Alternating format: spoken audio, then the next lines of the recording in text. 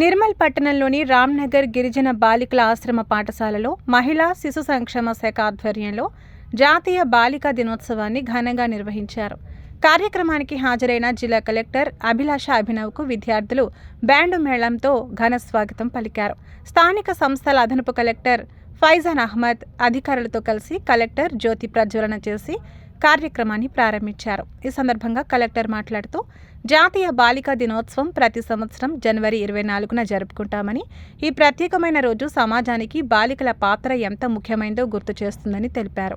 బాలికలు కుటుంబాలకు వెలుగులు నింపే దీపాలు. వారి ప్రతిభ, కృషి దేశ అభివృద్ధికి తోడ్పడుతుందన్నారు. ప్రభుత్వం మహిళల సాధికారత కోసం బేటీ బచావో, బేటీ పడావో, సుకన్య సమృద్ధి యోజన వంటి పథకాలను అమలు చేస్తుందని తెలిపారు. సమాజంలో ఎటువంటి ఇబ్బందులు ఎదురైనా 1098 టోల్ ఫ్రీ నెంబర్ను సంప్రదించాలని సూచించారు.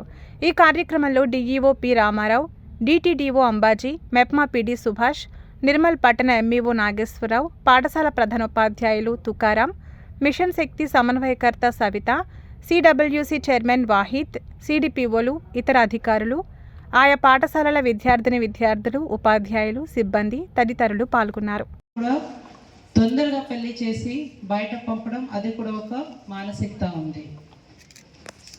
పెళ్లి అయిన తర్వాత హస్బెండ్ కూడా వైఫ్ ఉన్నారు, నేనే జీతం తీసుకువస్తున్నాము, నేనే ఇంటి చూసుకుంటున్నాము, మీ పని ఏంటి, మీరు ఓన్లీ ఇంటి చూస్తున్నారు, అలాంటి మానసికతలు కొంతమంది ఉంటారు. అది కూడా ఒక రకంగా ఇన్ఈక్వాలిటీ.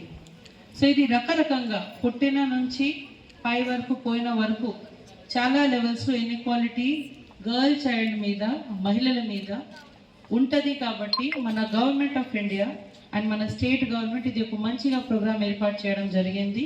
గవర్నమెంట్ ఆఫ్ ఇండియా నుంచి మనకి బేటీ బచావో బేటీ పడావో మన ప్రైమ్ మినిస్టర్ గారు ఇది ప్రోగ్రామ్ 2008లో లాంచ్ చేయడం జరిగింది.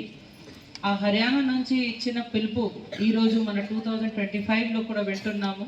సో చాలా మార్పు వచ్చింది, కానీ ఇంకా మార్పు రావాలి.